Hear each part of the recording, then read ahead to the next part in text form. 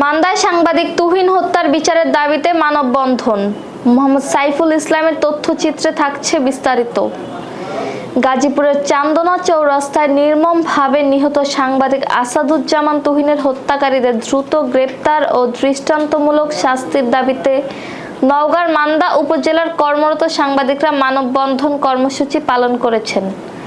রবিবার সকাল 10টায় উপজেলার কর্মরত সাংবাদিকদের উদ্যোগে প্রসাদপুর বাজার 3 মাথার মোড়ে এই মানববন্ধন অনুষ্ঠিত হয়।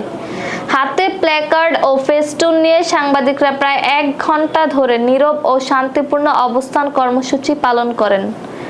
মানববন্ধনে বক্তব্য দেন মান্দা আইডিয়াল প্রেস ক্লাবের সভাপতি ও সিনিয়র সাংবাদিক রেজাউল ইসলাম, মান্দা উপজেলা প্রেস ক্লাবের সভাপতি বুলবুল আহমেদ, সহ সভাপতি আপেল মাহমুদ, মফস্বল সাংবাদিক ফোরামের সভাপতি সম্রাট আব্দুল মজিদ, আইডিয়াল প্রেস ক্লাবের সহ সভাপতি সোহেল রানা, সাধারণ সম্পাদক ওয়াসিম আকরাম, মান্দা উপজেলা প্রেস ক্লাবের সাংগঠনিক সম্পাদক রায়হান আলী, সদস্য সাফিউল ইসলাম রকি, মান্দার আইডিয়াল প্রেস ক্লাবের সাংগঠনিক সম্পাদক সাইফুল ইসলাম উজ্জ্বল সহ মান্দা শাখার বাংলাদেশ মফস্বল সাংবাদিক ইউনিয়নের সাধারণ সম্পাদক মোহাম্মদ ফজলুল করিম সবুজ, সদস্য মোহাম্মদ ওয়াসিম রাজু এবং মোহাম্মদ আবুল কাশেম আকাশ প্রমুখ।